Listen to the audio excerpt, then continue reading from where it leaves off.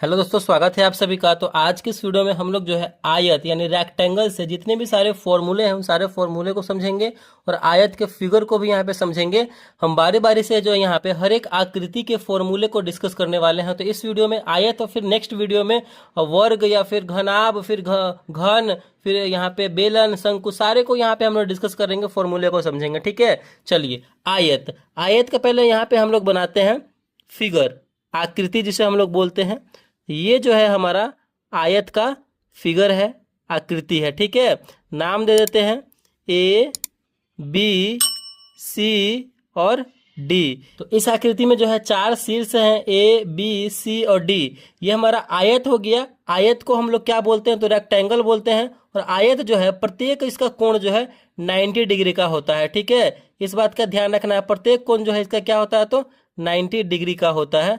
चलिए, उसके बाद जो है हमारा आयत में जो है आमने सामने की भुजा समान होती है, यानी लंबाई का जो है अगर 3 सेंटीमीटर है तो लंबाई इधर भी हमारा 3 सेंटीमीटर होगा। ठीक है, अगर चौड़ाई इधर 2 सेंटीमीटर है तो इधर भी हमारा जो है चौड़ाई 2 सेंटीमीटर होगा, यानी आमने सामने की भुजा जो है बराबर होती है। आयत का फिगर समझ में आ गया। और फॉर्मूले को यहाँ पे हम लोग देखते हैं। आयत का क्षेत्रफल, आयत का क्षेत्रफल क्या होता है? तो आयत का क्षेत्रफल होता है हमारा लंबाई गुने चौड़ाई, लंबाई गुने चौड़ाई। ठीक है, शॉर्ट फॉर्म में ही लिख रहे हैं, इंग्लिश में हम लोग लिखेंगे एल गुने बी, लेंथ गुने ब्रेथ।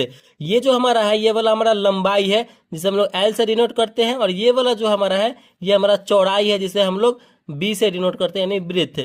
तो आयत का क्षेत्रफल लंबाई गुने चौड़ाई, इंग्लिश में लेंथ गुने ब्रेथ। उसके बाद है आयत का परिमाप। आयत का परिमाप का क्या फॉर्मूला होता है? तो टू इंटू लंबाई, लंबाई प्लस चौड़ाई। ठीक है, आयत का परिमाप का क्या फॉर्मूला होता है? 2 इंटू लंबाई प्लस चौड़ाई। उसके बाद है आयत का विकर्ण। आयत का विकर्ण का क्या फॉर्मूला होता है? तो आयत का विकर्ण होता है हमारा रूट अंडर लंबाई का स्क्वायर प्लस चौड़ाई का स्क्वायर। ठीक है, आयत का विकर्ण का फॉर्मूला रूट अंडर लंबाई का स्क्वायर प्लस चौड़ाई का स्क्वायर। उसके बाद है आयत की लंबाई। अगर हमें आयत की लंबाई निकालनी हो, आयत का चौड़ाई दिया हुआ हो, तो उसके लिए हमारा फॉर्मूला क्या हो जाएगा?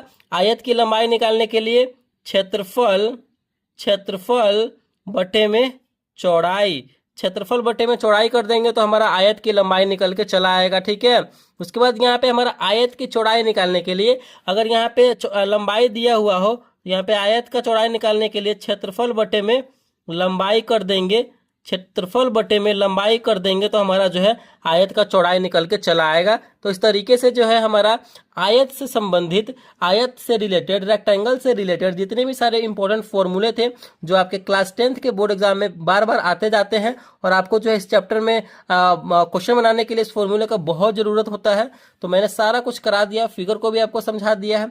तो अगर वीडियो आपको अच्छा लगा, पसंद आया, समझ में आया ये फॉर्मूला से रिलेटेड, तो प्लीज़ वीडियो को लाइक कीजिएगा। चैनल पर नए हैं तो चैनल को सब्सक्राइब जरूर कीजिएगा। Thank you.